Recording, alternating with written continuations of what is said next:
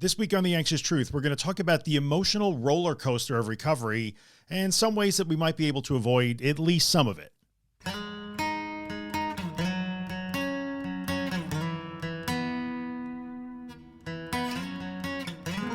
Hello, everybody. Welcome back to The Anxious Truth. This is podcast episode number 208, entitled Avoiding the Emotional Roller Coaster in Recovery. For those of you who are new to the podcast, if this is your first time here, I am Drew Linsalata, creator and host of The Anxious Truth.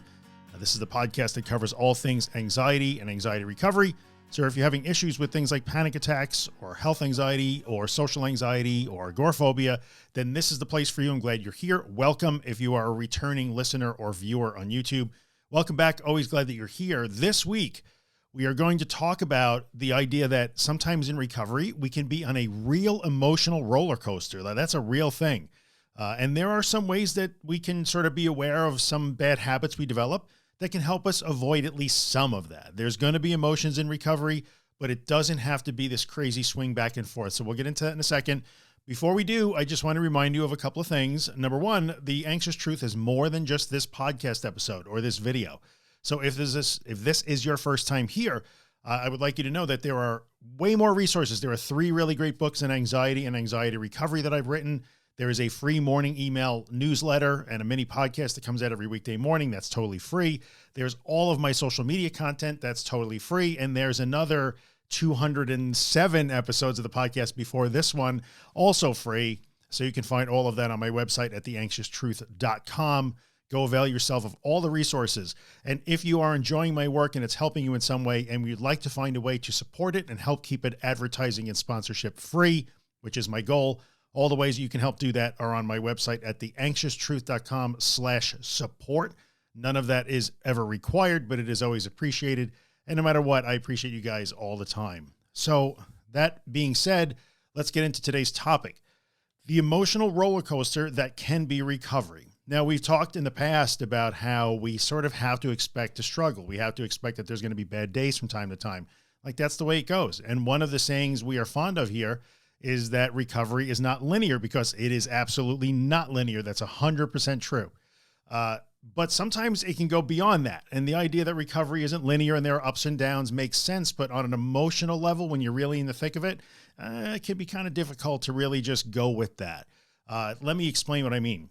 In this community, often we will see people go on those wild swings because when they have a good day or a positive experience, and they're so desperate for that, which I completely understand. None of this, by the way, is meant to be an error.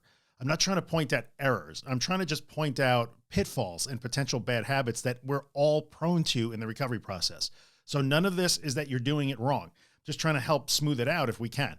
So when people are desperate for a win, they often want to really celebrate that win, which is great, because sometimes I have to try to remind people to celebrate the wins. So when people want to celebrate their wins automatically, oh, that's awesome. I love that. But sometimes what happens is they go from, I'm never going to get better, I'm never going to get better, to, oh my God, I got it. It clicked. This is it. I know what to do now. I had an amazing day. And so there's almost that swing all the way to the other side. Now, when you are sort of suffering and you are desperate for some positivity, I completely understand that. I really do. And I'm not going to tell you to dampen your enthusiasm, because that would be silly. Like, enjoy that celebration when it comes. There's no doubt in my mind. But then sometimes what happens is a couple of days later, when maybe things aren't going so well again, that same person will swing all the way back in the other direction to, I'm never going to get better. I'm back to square one. I was doing great, and I don't know what I'm doing wrong. I'm broken. This is it. I can't get out of these thoughts. So there is a propensity in the community to really swing wildly. Now, the recovery process kind of looks like that. So it has up days. It has down days. There are going to be days when it seems like everything is clicking and you're getting it and things are getting easier. And then there are going to be days when, like, man, why does this exposure that I did 3 weeks ago and got past feel so hard today? That's just the nature of the beast. It's going to be that way. We don't want to spend a whole lot of time trying to, pinpoint why that is. I don't know why that is. It just is. It's better to deal with that and just kind of surf through it than it is to try and rack your brain to figure out, but why is it up and down? I understand you're frustrated, but we don't need to know why. But one of the bad habits that we can start to get into is expressing or latching on to that emotion and riding it all the way into the clouds on the great days, and then riding it all the way into a cave on the bad days. So we have to realize that there's going to be emotional response. That's just the way it's going to have to be. Some days you're going to be really angry. Some days you're going to be really encouraged and happy. Some days you're going to want to scream and cry and just be pissed off at this. All of that is okay. But it would behoove us in general to try to remember that when we have these emotional responses, they are allowed, and we are allowed to express ourselves. We never want to stifle our emotions, and we don't want to dampen our enthusiasm, but we should be mindful of what we are doing. So if you find that you are that person, and believe me, many people are, this isn't a mistake. I'm not calling anybody out here. I was as guilty as the next person. I kind of silently, because I worked silently and I didn't have like a community like that we have now to express this in. But I would have days when I felt like a superhero, like, man, this is it. I got this. And then 2 days later, I would feel like I am just slogging through like hip deep mud. And when is this ever going to end? So I get that. And sometimes I would let myself get caught up in that emotional roller coaster. And in a way, it did make things harder than they had to be. They were already difficult. So we're always acknowledging the difficulty here, and we're acknowledging the practicality of the swings up and down in the process.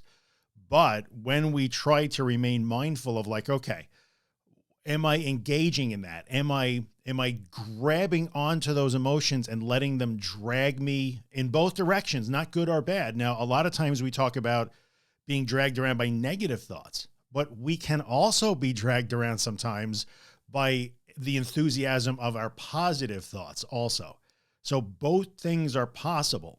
So when we say all the time that a thought is just a thought, that doesn't necessarily just apply to the negative.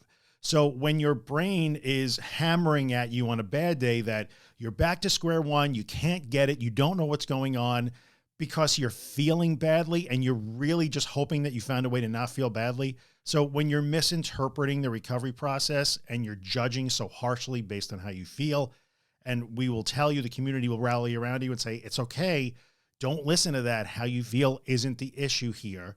Well, we also have to almost apply some of the same logic when we find ourselves getting carried away to the extreme in the other direction, because that can happen too. Now, this is a really nuanced kind of thing. Don't get me wrong. This isn't really a black and white cut and dry thing. And sometimes we're going to get carried away. But when we acknowledge that recovery can really put us on an emotional roller coaster, and we understand that, okay, there are going to be ups and downs practically and emotionally, is there anything I can do to really maybe even that out a little bit?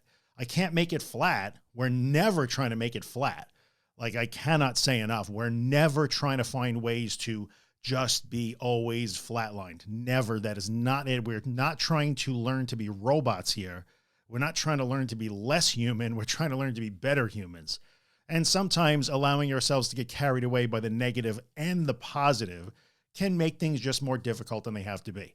But the takeaway here is that we need to be mindful and do our best to be mindful of being carried away not only by negative thoughts and emotions, but also by positive thoughts and emotions, because both can present problems from here, from time to time, especially if you find yourself on this crazy emotional roller coaster where I got this, I'm killing it on Thursday. And by Sunday, you're telling the community that you're hopeless and back to square one, and you're so afraid and you're never going to get better.